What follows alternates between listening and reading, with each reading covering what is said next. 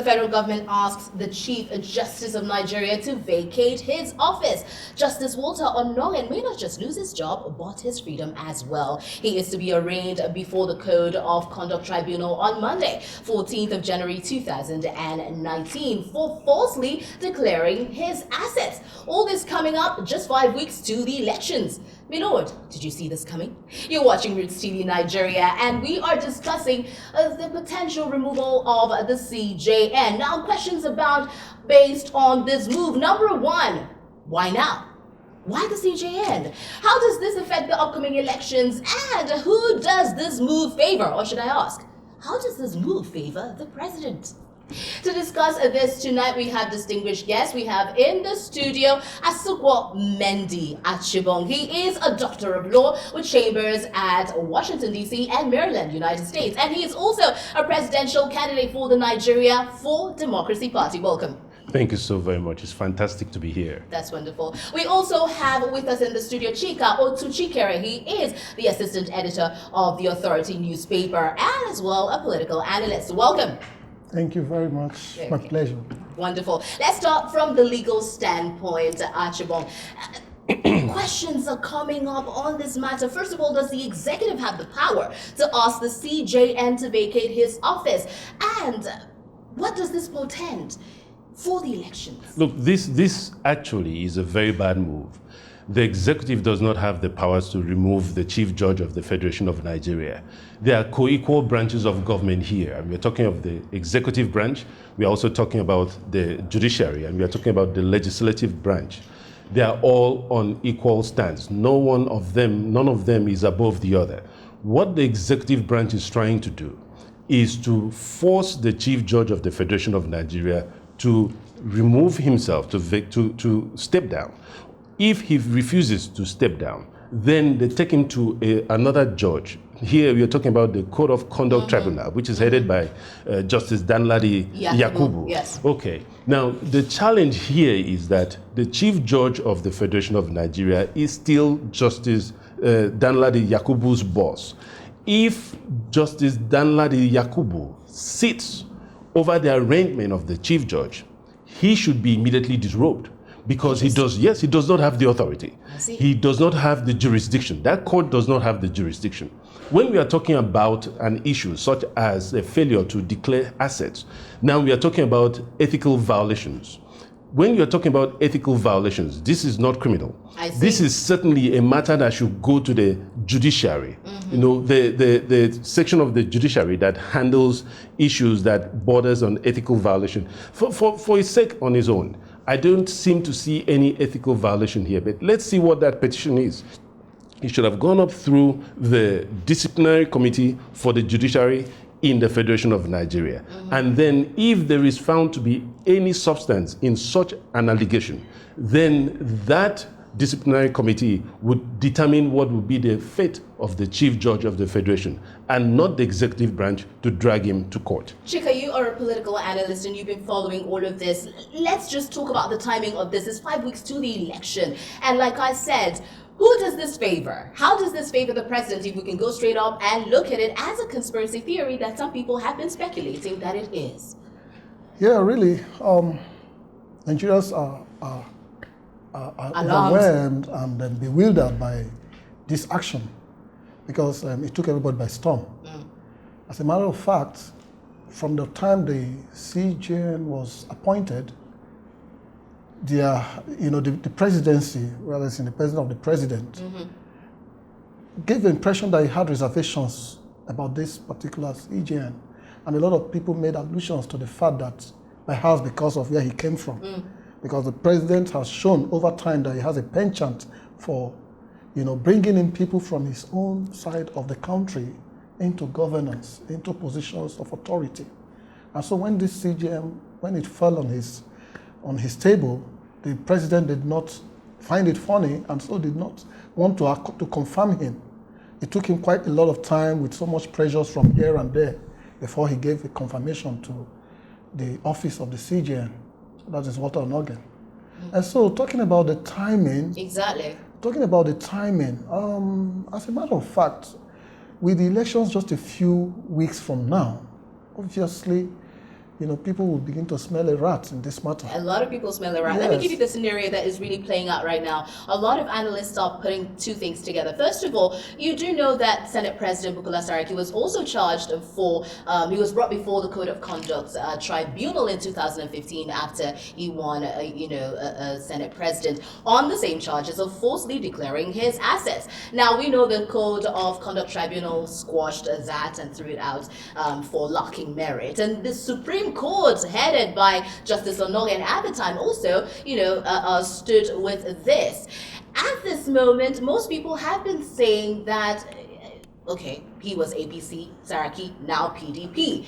And a lot of people are saying this is an arm or an instrument for the government, false declaration of assets, one thing or the other, for the government to get rid of people they see as may pose a hindrance to them at the elections. Should, let's say, the opposition, any one of you, opposition, may come before the courts to challenge the elections or no, and maybe tilting towards the opposition. Do you see that as a decent conspiracy theory? This is for both of you. Okay. Yeah. You are the opposition. Well, let me say this, okay? The government is trying, the executive branch, for all intents and purposes, is trying to destabilize the judiciary. It's trying to bring down the confidence of the people in the judiciary.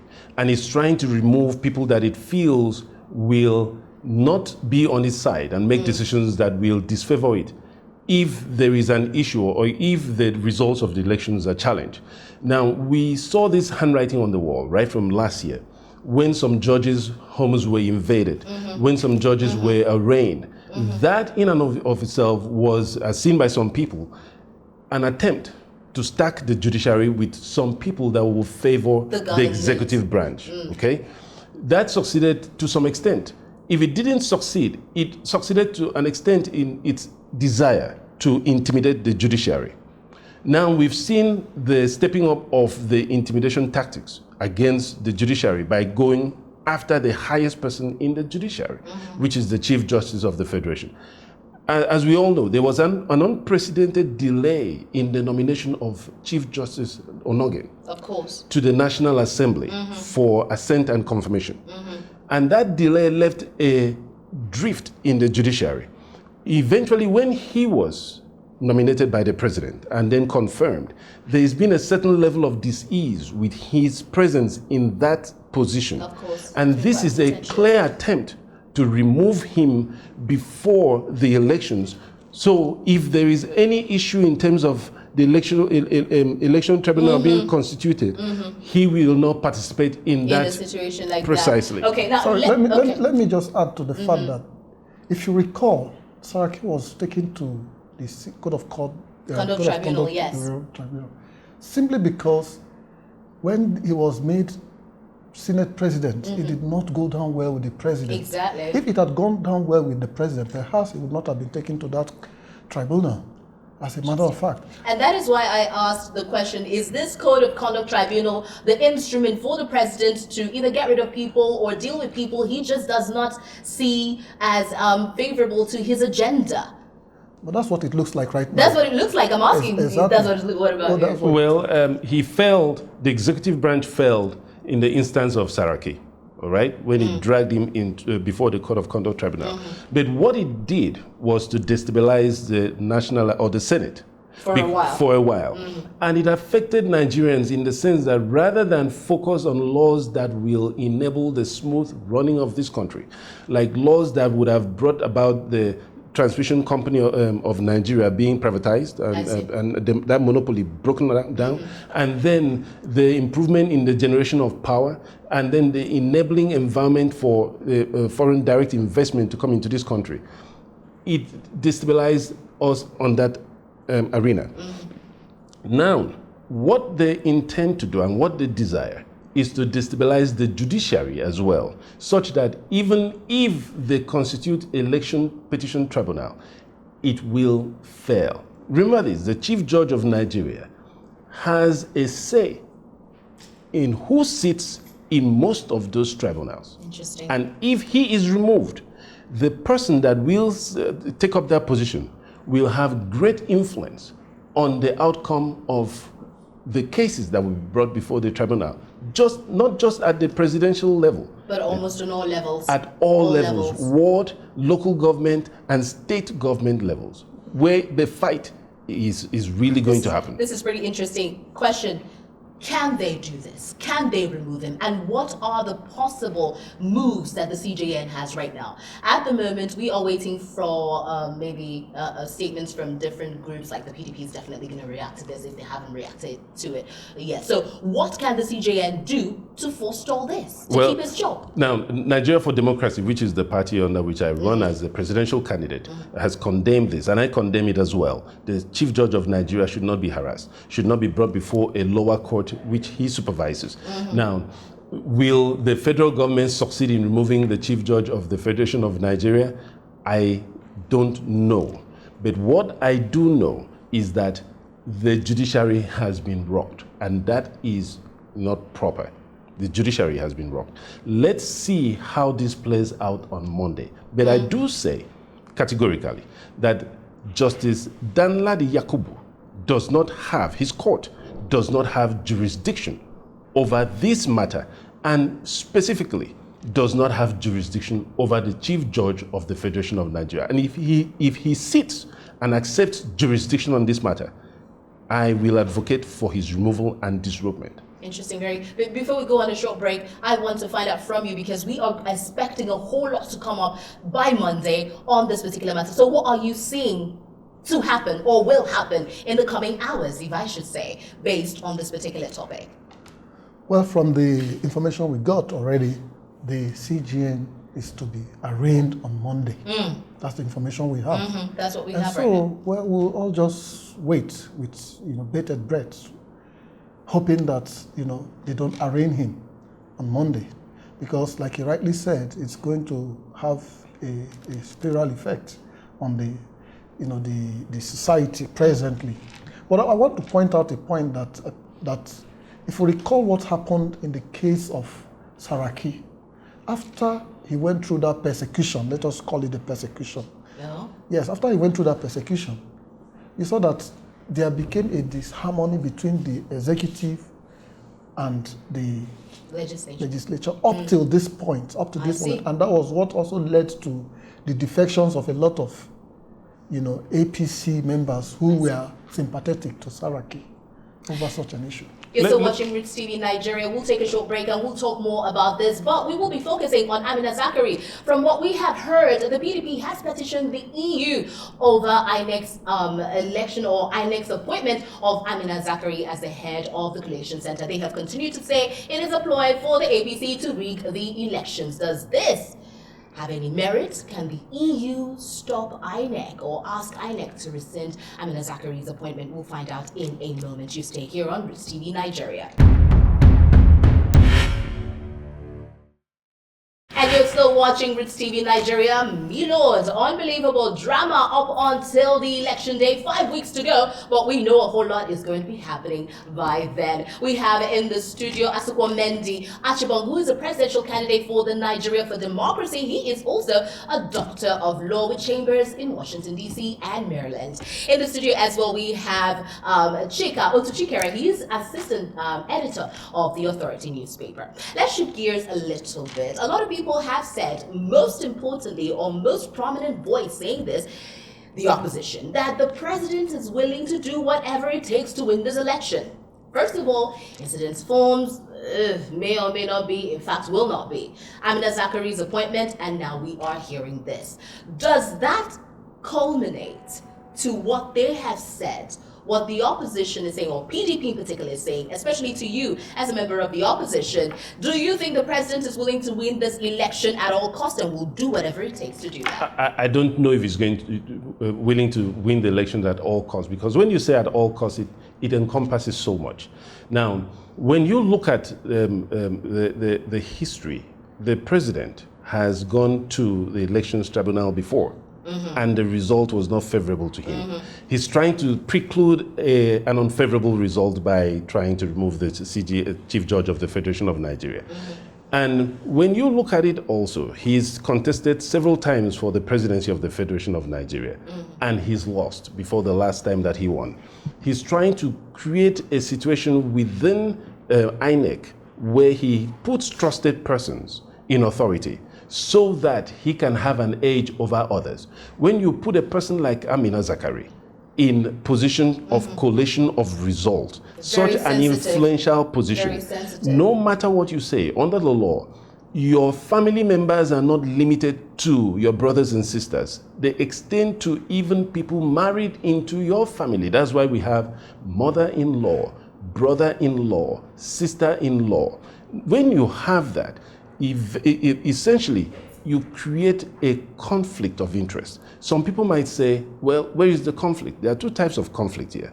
There is actual conflict of interest, and then there is a potential conflict of interest. Actual conflict of interest is where the conflict already exists. Potential conflict of interest is where there is a probability, a high probability, that there will arise a conflict of interest, which is what exists in this case. You're saying it's a potential conflict of interest. Precisely. Not an actual conflict of interest. But here is the key.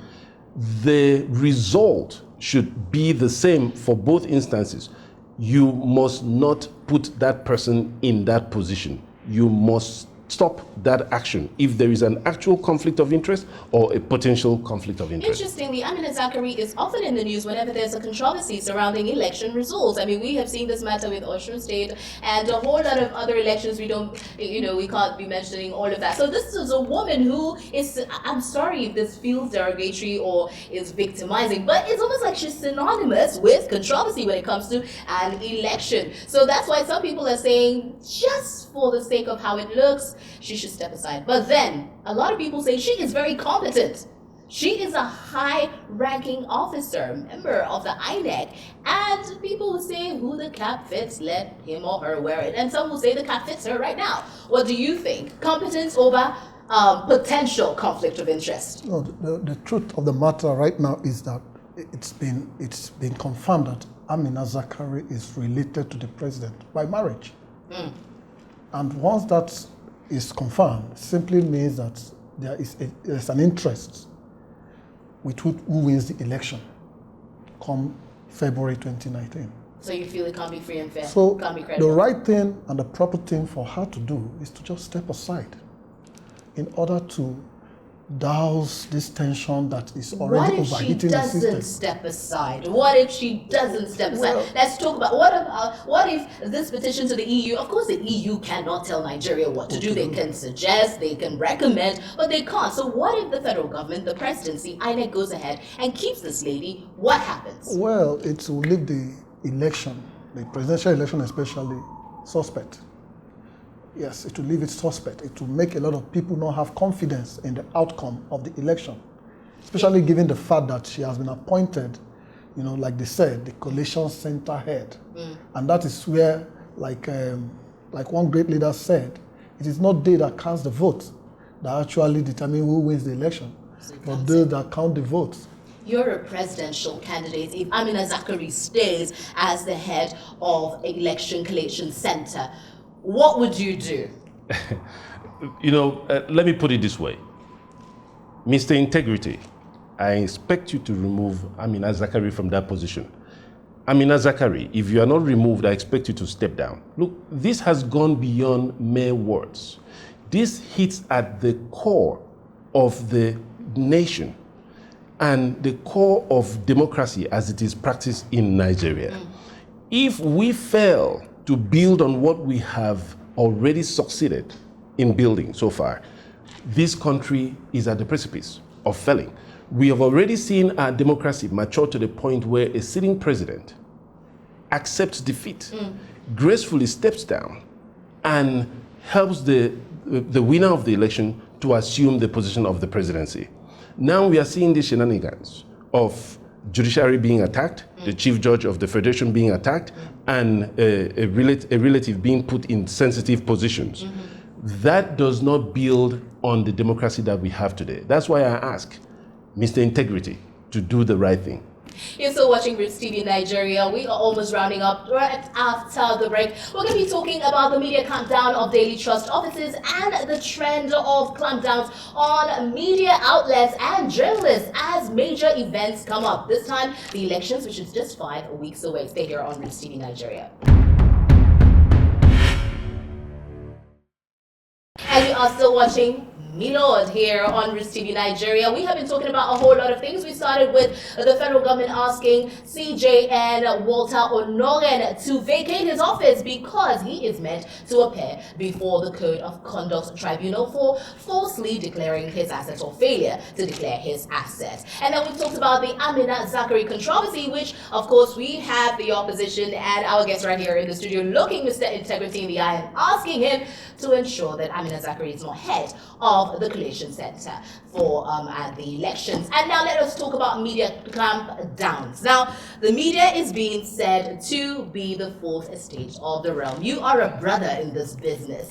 And Daily Trust offices just got raided. Let's not forget Amnesty International, when they released a report that the military didn't find very savory, got clamped down. We know the UNICEF issue. And a lot of other journalists, a lot to mention a few, Ogundigbe, a lot of people, a lot of journalists have been attacked, have been malhandled, and all of that leading to elections. I want to start with you. Some people have said it has put fear and caution in journalists. Are you afraid? Are you cautious? How will you report the elections, considering the fact that you may be clamped down if you say something they do not like? No, quite interestingly, even when I was invited for this talk show, I actually was having this premonition that we could come here and say something, and before we are done, the SSS or the military will be here. Obviously it's working. Obviously it's working. If this is a media clampdown or a ruse to gag the media, it is working. As a matter of fact, the intention actually is to instill fears in the media. And once there is this fear in the media, just forget it. Nigeria is already going down the drain. Once there is fear in the media, and that action by the military, oh yes, people will say it's a military action. The executive controls the military. Exactly, the military. And so if the military takes an action, you don't need, like they were saying that, oh, the president now, an order from above asked them to vacate the place. It was the same order from above that asked them to invade the place, as a matter of fact. So it's not a question of the president did not know, like some people were saying.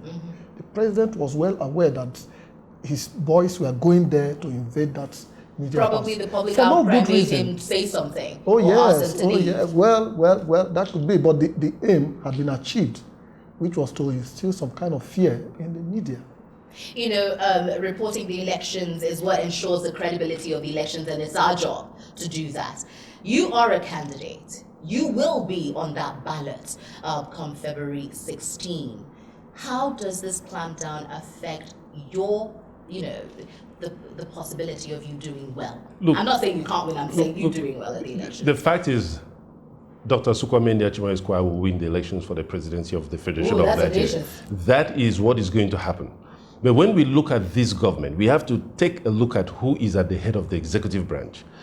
You have to step back and say, hey, is there something in history that should make us uneasy and make us queasy? There is decree number 4.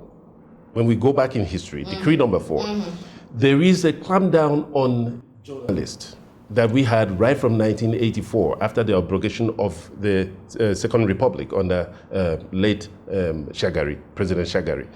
Now, after that event, the journalists were really, really in fear for their freedom and life. Now comes a second coming of General Buhari, this time as President Buhari. And we are seeing the same things take place. The harassment of the judiciary, harassment of opposition politicians, even politicians within APC who oppose him, and now again the harassment of the journalists. Why this is significant is no matter who you are and no matter how brave you are, if you stand up against the government, someone has to report what you say. If the person who makes the report is intimidated, you have lost your voice. Nigeria has lost a pathway to freedom. So this fight is not just against the journalists and the media. Freedom of expression in this general fight is for all against the Nigerians. freedom of expression and the postulation of Nigerians in terms of what they like and what they don't like. To round up the show tonight, I'm going to ask you two a trick question.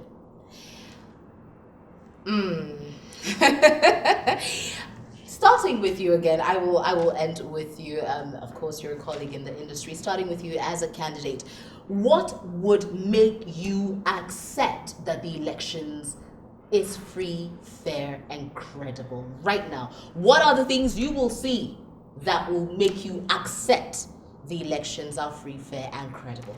Now, there is really nothing on ground that makes me think the elections will not be free, fair, and credible. There are things that disturb the generality of Nigerians, but there is really nothing you can say this is going to lead to an election that will not be free. Okay? If we have voter suppression on that day, voter intimidation on that day, breakdown of the network and manipulation of the figures, then the events of that day will determine what the reaction of my party will be, not my reaction as a candidate, but what the reaction of Nigeria for democracy will be. And I hope and I pray, inshallah, by the grace of God, that we are going to have a free, fair, and credible election where I will emerge as the next president of the Federation of Nigeria. Will that not be free, fair, credible elections? If I do not emerge, and I do not have any specific thing to point to that indicates that it was not free, fair, and credible, I will accept it. Even if I say it wasn't free and fair, I still have to go to court and prove it and show that this was not free and fair. Here is the rub in the nose. If the judiciary is intimidated, then such a move might be truncated before it even gets there. Chika, we would probably be on the field. We'll be reporting every move of the election, every aspect of the election. So what is it? What are the parameters that you want to see to make you report or make you say the elections were free, fair, and credible? I mean, barring all of the things that we're seeing and speculating and fearing that it may not be, but what do you need to see for you to feel that way? Well, we have to think about the role of the police in the election. And like it's well known, the IG should be on his way out, because a lot of people believe that the IG has been very instrumental to the president's, as President Muhammadu Buhari's success in previous elections, especially the 2015 election. And so, if he should be on his way out, then the president should effect it immediately. If he's removed and a neutral person is brought in, that will give some credence to the election. And of course, the issue of Amina Zachary should not be overlooked. The president should do the right thing, like everybody is saying, and ask her to step down. 5 weeks to the elections, the polity is quite heated up, but we expect it to get even hotter as we move on to February 16, the presidential elections. This is going to be something else. And we know by tomorrow morning or in the next few hours, another thing is going to come up. Drama everywhere. Milord, right here on Roots TV Nigeria. I'm Gloria Oji Emodi. You stay right here with us.